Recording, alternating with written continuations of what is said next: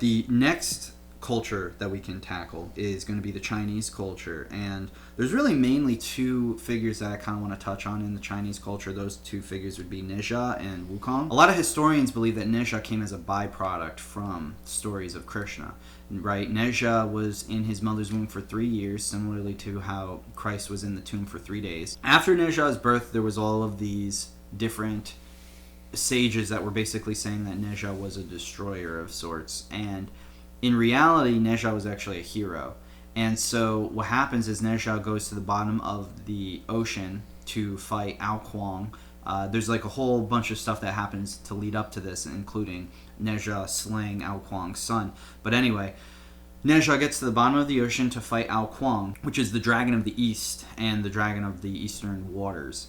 And Nizha slays the dragon at the bottom of the ocean, but dies himself.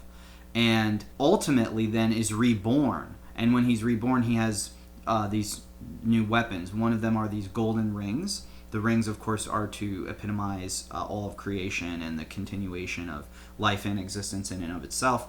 He gets a red sash, which is very similar to the red sash that we see on Mother Mary or Mary Magdalene and a lot of those Renaissance-style paintings. It is very analogous with like the red string of fate or the silver cord of destiny and these types of concepts that revolve around somebody being spiritually connected to the higher realms. It has a lot to do with like quantum physics as well. And then he has his long staff. The staff, of course, is something that he gets from Ao Kuang. It's a representative of the spinal column, and it is on fire as well, just like the spinal column has that fire within, with being like the cerebrospinal fluid, which is very healing. And then he is on these wheels, which of course are pretty much similar to his golden rings, but they're wind fire wheels, and they are like the fiery wheels that you will see often depicted in those physical versions of angels from the Bible, although that's of course just the allegorical story element to it. The fire wheels themselves are more analogous with Nizha standing on all of creation, basically, essentially. It's similar to Ezekiel's vision, where God is on a throne of flaming wheels and whatnot, and the four faces of the cherubim. Very similar. So Nizha basically becomes this illuminated Christ-like figure and saves the world and is reborn and comes back to life and blah blah blah. Well, if you look it up, Nizha actually is basically very similar to Krishna, and even Wikipedia will say that Nizha is basically the Krishna of China. So Nizha, Krishna, and Jesus all have these very similar stories. It's just depending on the kind of the angle that you're looking at it from. They are once again very analogous with the sacred Secretion cycle. This is the chosen prince. He falls into the ocean, battles the serpent or battles the Satan, dies, is resurrected, becomes holy, has powers, etc., etc. It's very, very similar in that sense. But there is another figure, which is known as Sun Wukong, and that one also has a lot of deeper elements as well to sacred Secretion practices.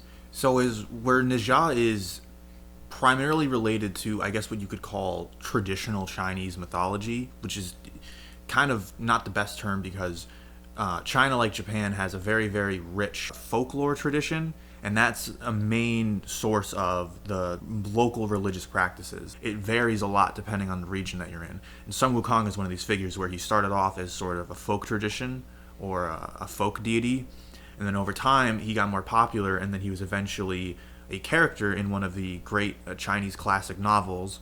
There's a couple others, along with the Romance of the Three Kingdoms. And Sun Wukong is the star of the classic novel Journey to the West. Both the Romance of the Three Kingdoms and Journey to the West are fantastic books. Highly recommend you check them out. And in the case of Journey to the West, it's very episodic, sometimes even a little repetitive, but it's an amazing book. And Sun Wukong is not even technically the protagonist, but he really steals the show.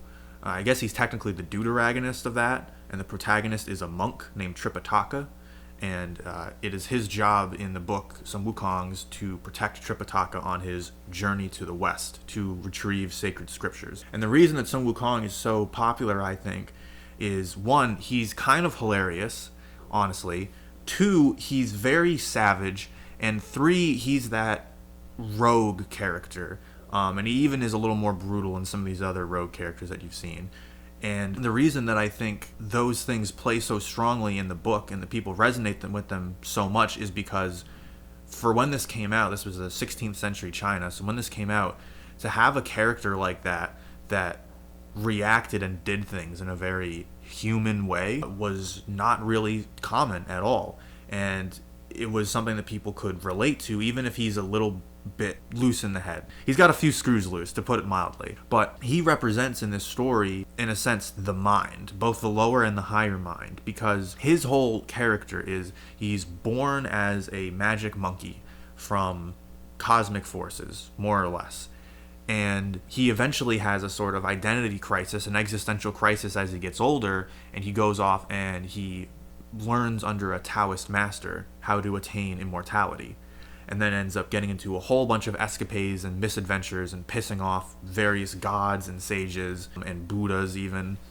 So that's really, in a nutshell, his whole adventure without trying to spoil too much. How he relates to all of this is that he is the full potential of the mind, and that's what he does throughout the story. Is he, more often than not, does not act morally right, and he needs Tripitaka, the monk, to sort of guide him, sometimes very painfully, to becoming a better person. And in the end, he eventually does attain some form of redemption through helping Tripitaka. I won't spoil what that is, but he achieves some form of redemption in helping Tripitaka complete his journey of retrieving sacred scriptures from India to bring back to China. But in the same hand, Tripitaka, the whole series of adventures is basically him being captured by mainly demons, but sometimes other people, but mainly demons who want to basically eat him because he's so holy and spiritual, and he's like the reincarnation of a very, very important Buddhist figure named Golden Cicada,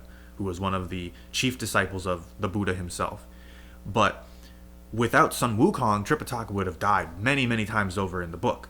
So they need each other in a sense where Tripitaka needs to be protective, because not only does he constantly run into trouble, and he's so holy that it's almost a detriment to him, but he's also incredibly naive, and he frequently gets himself into these situations because of that. But then Wukong needs a moral guide, because, to be honest, he goes around in large swaths of the book just freaking killing people, and most of the time they deserve it. And I wish I could tell you that the other ones there's at least a case for, but there's not. There's just some straight up wanton murder that is not justifiable in any way, and in a really morbid sort of way. Sometimes the way he kills people is even funny, because he can see that someone's a demon, but he doesn't even tell anybody, and they look like a normal person, and he just whacks him in the head with his magic staff and just kills him and breaks him into a million pieces, and everybody just kind of freaks out. And how he's able to do this in the first place, how he's able to see that these demons are demons, how he's able to fight them so effectively throughout the book, goes back to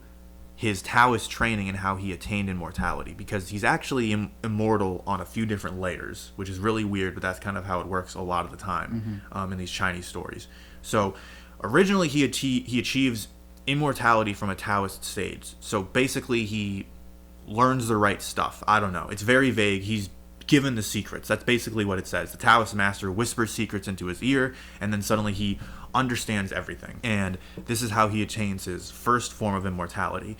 But then he learns from the master that basically heaven isn't super keen on this form of immortality. They sort of feel like it's cheating in a sense, and they don't really like it. So after several hundred years, they'll start sending a series of natural disasters down upon whoever achieved this specific form of immortality, and these special natural disasters are capable of killing them. So Sun Wukong learns the defenses from his Taoist master against these, and now he thinks that he's double immortal, so he's all covered. Eventually, he's offered a job in heaven. He declines. They get mad. They give him a different position. He accepts. He goes up to heaven. He finds out that he's in charge of watching the horses. He gets pissed off because that means nothing, and he's the lowest ranked person. He goes back down. He has another big battle with heaven. He says, I want to be called the great sage equal to heaven. They go, okay, cool. We'll give you that empty title. It means nothing to us. Then eventually they realize, we have a super hyperactive, magic immortal monkey man hanging out in heaven with nothing to do. That's not good. So they want to give him something to do. So they put him in charge of the peach orchards. Why? I don't know. It seems like a terrible idea, but that's what they go with. And these peaches, you see, are special. There's basically 3 different kinds of peaches. You have regular immortal peaches, super immortal peaches, and then ultra mega immortal peaches. And Wukong, long story short, eats almost all of them.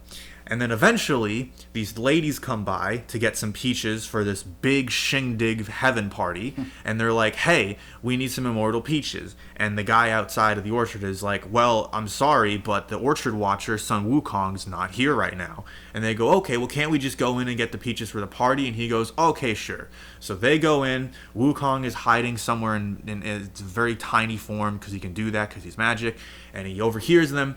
And he's like, hey, what's going on? Oh, we're here to get some peaches for the super mega heaven party. And he goes, oh, okay, cool, no problem. And they go, where are the peaches at? And he goes, don't worry about that. Hey, am I invited to this party? And they go, no, sorry. And he goes, that's a bunch of bullshit. So he goes, time, stop. And he freezes these ladies in place because he's magic and he can do that. And then he ends up flying out, crashing the party, getting super fucking drunk on the immortal liquor. So now, in case you aren't keeping track, that's 4 different levels of immortality. In his drunken stupor, he stumbles into the chamber of the head Taoist himself, Lao Tzu, the inventor of frickin' Wu Wei, stumbles into his home, finds his pills of immortality, eats all of them, sobers up, realizes what he's just fucking done, and then runs back home to prepare for war. So that's basically how he gets all of his different levels of immortality, and that's also how he pisses off all of heaven. And then this is what puts him on his redemption path, where ultimately he attains redemption and eventual enlightenment through helping Tripitaka retrieve these scriptures. So the main point in all of this is that you can achieve results by going down the dark path. And it's not even implied that it's necessarily the easy path. Because to be honest, Sun Wukong does actually work very hard as a Taoist for like years. Like he does the grunt work, the sweeping, the tidying up, the whatever. But the point is that his mind's in the wrong place. And all he wants is to be immortal so that he doesn't have to deal with not being around. Because he can't bear that idea. He's Sun Wukong. He's the Monkey King. And it's only when he actually starts using his mind and his talents for a noble effort. And then even that's not necessarily enough. It's only when he does that and he really actually finally lets it sink in and is doing it from an internal place of motivation. He's not doing it anymore because he's being punished by a Tripitaka or the other Buddhas or the other gods of heaven, but because he realizes this is what I want to do. This is the version of Sun Wukong I want to be. Only when he does that does he actually succeed and attain his redemption. So he is a story, a very complicated, I think funny story of the potential of the mind and about how the mind is incredibly powerful and it can do almost anything, but if it's not being used for the right purpose and if it's not in line with your spirit and the version of yourself you want to be and you know you should be and you know you can be, if those things aren't in alignment, then you're never going to succeed, and all you're going to end up doing, most likely, is getting drunk and pissing off the gods of heaven. Very well said. And I think that a big reason why a lot of these stories from China are important is because they too also have a very deep understanding of health and it being integral to survival. And, you know, it's just, once again, very sad. These very, very large countries that are very heavily populated who grew up with all these ancient wisdoms are essentially losing them. You know, the concept of some of these are lost and scattered. Like the concept of Amrita is a very Eastern concept, which it runs in parallel with Secretion. But, you know, even other stories like the goddess Nuwa, which is one of the goddesses that's a major feminine archetypal deity in Chinese mythos.